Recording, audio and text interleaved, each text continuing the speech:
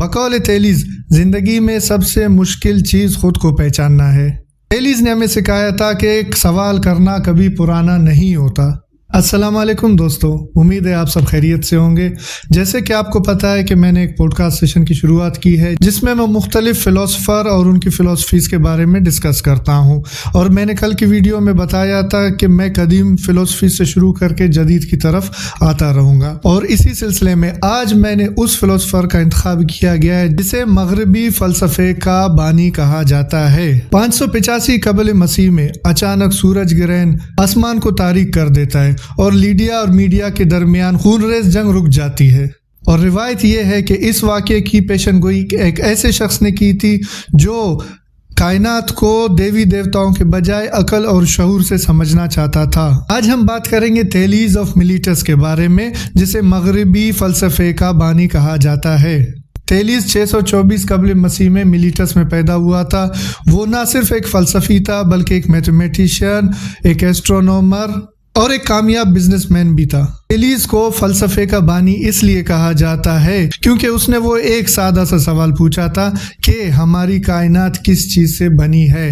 تھیلیز کے بقول پانی وہ بنیادی چیز ہے جس سے زمین، ہوا اور زندگی وجود میں آئے۔ تھیلیز سے پہلے وہاں بسنے والے لوگ ہر قدرتی آفت کو کسی نہ کسی الگ الگ دیوتا سے منسوب کرتے تھے۔ جیسے بارش ہوتی تو وہ کہتے تھے کسی دیوتا کی وجہ سے ہوا، اگر کوئی زلزلہ آتا تو وہ اس کو کسی اور دیوتا سے منسوب کرتے، قحط سالی آتی تو وہ کسی اور دیوتا سے منسوب کرتے اس کو۔ لیکن تھیلیز نے کہا تھا کہ یہ سب فطری قوتیں ہیں۔ یہ خیال میتھولوجی یعنی دیو مالاؤں سے عمل اور ریزن یعنی شعور کی طرف پہلا قدم تھا۔ بقول تھیلیز زندگی میں سب سے مشکل چیز خود کو پہچاننا ہے۔ تھیلیز صرف ایک فلسفی نہیں تھے بلکہ یہ بھی کہا جاتا ہے کہ تھیلیز نے مصر کے اہرام کی اونچائی اس کے چھاؤں سے ناپنے کا طریقہ ایجاد کیا۔ ان کا ایجاد کردہ تھیلیز تھیورم آج بھی ریاضی کتابوں کا حصہ ہے۔ ایک لاٹھی کے چھاؤں سے اہرام میں مصر کے چھاؤں کو ناپنا، یہ تھیلیز کی ذہانت تھی۔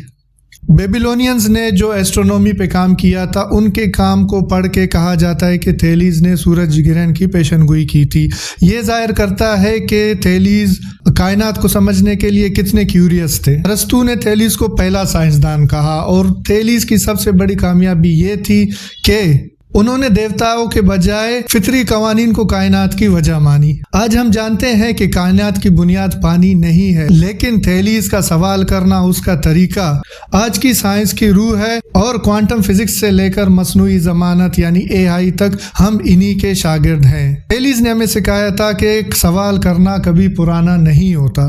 تھیلیز کی کہانی محض ماضی کی ایک داستان نہیں بلکہ یہ ہمیں بتاتی ہے کہ ہر عظیم دریافت ایک سادہ سے سوال سے شروع ہوتی ہے۔ کہا جاتا ہے کہ جب بادشاہ کے فوج کو دریا پار کرنا تھا تو تھیلیز نے نہریں کھود کر دریا کا رخ موڑ دیا۔ یہ واقعی ایک قدیم انجینئرنگ کا شاہکار ہے۔ کہا جاتا ہے کہ تھیلیز نے وہاں پہ زیتون کے کاروبار پہ مونوپلی یعنی اجارہ داری قائم کیا تھا، صرف یہ ثابت کرنے کے لیے کہ فلسفرز کاروبار بھی کر سکتے ہیں، امیر بھی ہو سکتے ہیں، کیونکہ ان کے دور میں یہ مانا جاتا تھا کہ فلسفہ غریب اور ناکام لوگوں کا کام ہے، اور جو بھی کسی کام کا نہ ہو یا نکما ہو یا محنت سے بھاگتا ہو، صرف وہی فلسفی بنتے ہیں۔ تھیلیز کو پری سوکریٹس فلسفرز میں شمار کیا جاتا ہے، اور ان کی اپنے ہاتھوں سے لکھی ہوئی کوئی کتاب وجود نہیں رکھتی، لیکن ان کے جو شاگرد تھے اور بعد میں ارسطو جیسے عظیم مفکر اور فلسفرز نے ان کے کام اور ان کے باتوں سے دنیا کو آشنا کرایا۔